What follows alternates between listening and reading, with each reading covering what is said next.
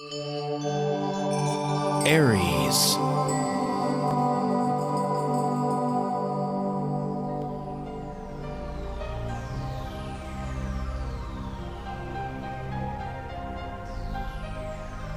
Hello Aries, this is your April astrology forecast and a happy birthday to you.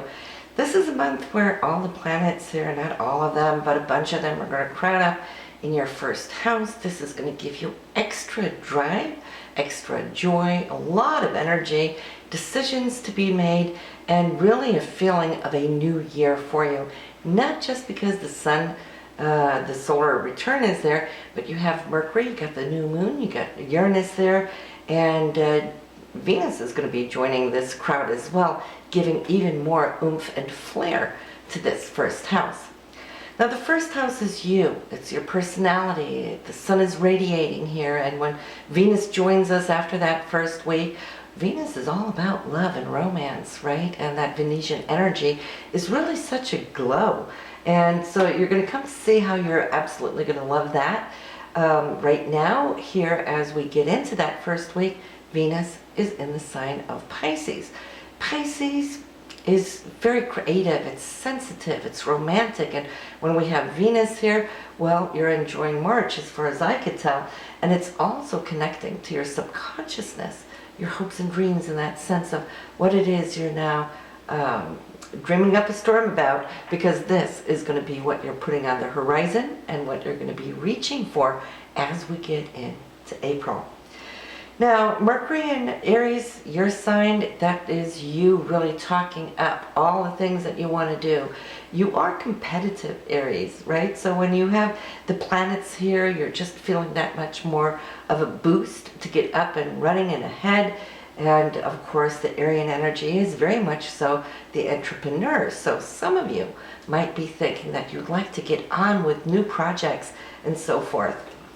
We have that new moon here, and the new moon will be conjuncting on Uranus, so we can expect the big oh my god type energy or insight or some news or a full download of some inspiration that might just change up things, and that will be on April 7th. So pay attention to that, circle that in on your calendar.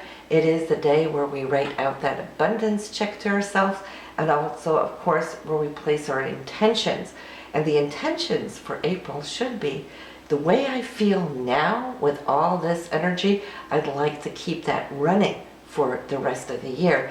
It'll be a full year here, Aries, before you get this chance again. So it's going to have the power to kind of boost you throughout that whole new year. Mars is currently now in your sister sign of Sagittarius. The Sag energy always keeps us dynamically focused on the future, having and creating goals on that horizon. That is what pulls us forward in life, and it is very much so the adventurer, loves to explore and so forth. And right now it is cruising through your 9th house for long distance travel. So some of you might start feeling the itch to really get out and about and do that long take that long journey that you might have been thinking about. Every 2 years, Mars passes through this area, and you're going to get an extended stay. And that is because Mars is going to be retrograding a little bit later in the month, on the 18th, straight through that of June 29th. So it's going to go back into your 8th house, kind of tie up all loose ends that we have there.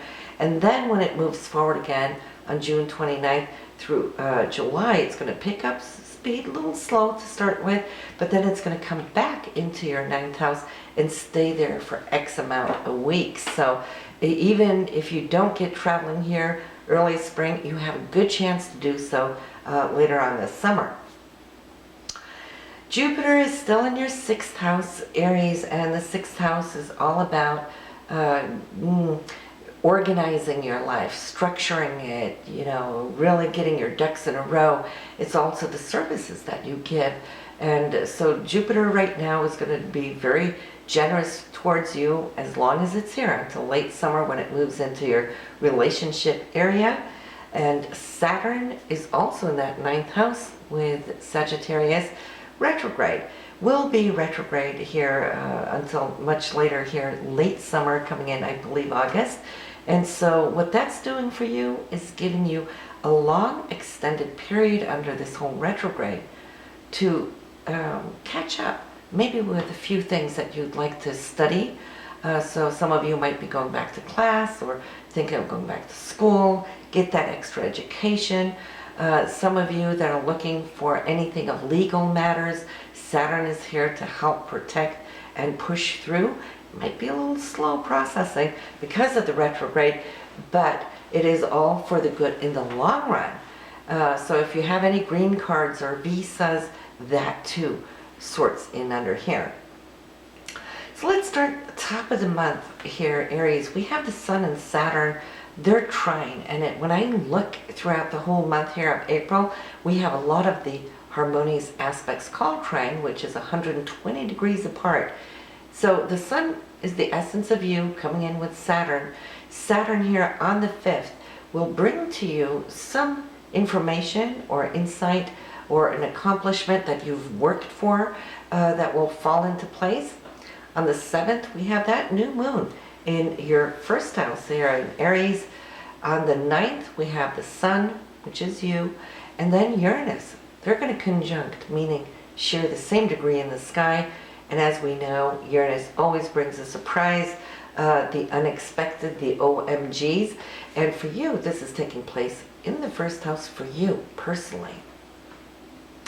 On the 12th, circle this in as the romantic date night of the month. Venus and Mars, they're also in a very, very harmonious aspect. We have a golden trine coming up here, so that's love and romance, and Mars being passion. But we can also say that Venus rules money too, and Mars being the dynamic force to go after or also secure. So there could be some news about money as well. Now Venus will then be in your first house, Mars in that 9th house, so it could also be that you're at this point really looking at maybe buying some tickets to go far away. On the 14th, Mercury, the messenger, is showing up here with a harmonious aspect from Jupiter in your 6th house. This is for you some news where Jupiter always is very, very generous, right? It's abundant and so forth. So news of something that's really going to put your life more at ease. I feel this is going to be something that's being followed by the 17th. Another messenger from Mercury coming in with Pluto. And Pluto transforms everything it touches, really way deep into the core. And so if Mercury rules our thoughts, well, you might be thinking very, very deeply and coming to some conclusion here, Aries, that you feel is going to hold power for you. And that Pluto is up in your 10th house for career. So today here on the 17th, you might just feel either there is a promotion, a job offer, or some interview or a review, anything where communications, papers, documents, and applications and so forth may come in. Great, great day there on the 17th. On the 18th, we have Venus, which again rules love and romance, but also money and the material side of life, coming in with a trine to Saturn. So Venus now being in your first house, this is you and your personality. Saturn coming in here from the 9th house, well, you're feeling that you're securing something that's important to you and your ongoing journey in life. On the 19th, Venus is not looking eye to eye or heart to heart with Pluto. This is a day where we really don't want to get into it. If somebody starts up some kind of a power play or power struggle, lay low, right? Because there might not be a solution to whatever conflict might be at hand, at least not immediately. So you don't want it to escalate. Best thing you can do is just say, you know, let me think about it a couple of days, get back to you, and then Venus will find some solution here as it conjuncts with Uranus on the 22nd. Uranus is going to come up with this bright idea. Either it could be a inspiration, it could also be a full download, which Uranus loves to do, since Uranus is that higher octave of Mercury, the linear thinking. Uranus thinks this way, okay? So we get these inspirations where it just all opens up in a full vision, and in that you can come to see that you'll find whatever material solution or also romantic solution. And then to add to it, Aries, we have that full moon that's going to come in and illuminate the scene for you. And the full moon this month here is going to be in your 8th house for shared resources, the money that you have with your partner. But it could also be bankers, investment bankers, brokers, that kind of thing. It could be commissions, royalties. You looking into exactly what can work for you in the long run. It's like having the opportunity now to fix this area. Every once in a while we need to do that, and so every once a year we have a full moon here in the 8th house. This is your time to actually make it work for you. It's also called a house of intimacy, so this could be a very beautiful full moon evening for you and your partner. But we also do have some retrogrades taking place this month, and I did mention Mars from the 18th to the 29th, but then we also have Pluto turning retrograde for a number of months on the 19th through September 26th. You may not come to notice this too much because Pluto works very, I'd like to say subconsciously. It really just erupts when it is triggered by a transit. Pluto for you is your 10th house, so you might just see how things are going to slow down a little bit for you, be a little bit more calmer, not too much of anything big going on, but so that it gives you time to really focus here and do your thing. Then we have Mercury. Mercury will go retrograde for the better part of 3 to 3.5 weeks from June 29th. And Mercury is then your 2nd house for money and income and so forth. So it will have transited into the 2nd house from the 1st on top of the month, and then spend some time there moving ahead, crunching numbers. You'll be looking at how you can improve your financial income until it turns retrograde. Then it's going to go back through that 2nd house, dip into that 1st house, and then go direct again. So it gives you a little extended time to kind of work on your financial income security, and then think about the full moon there on the 22nd. That's going to help you there as well.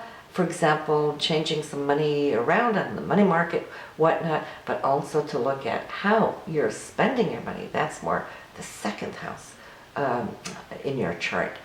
So listen, Aries, this is what we have for you now in April.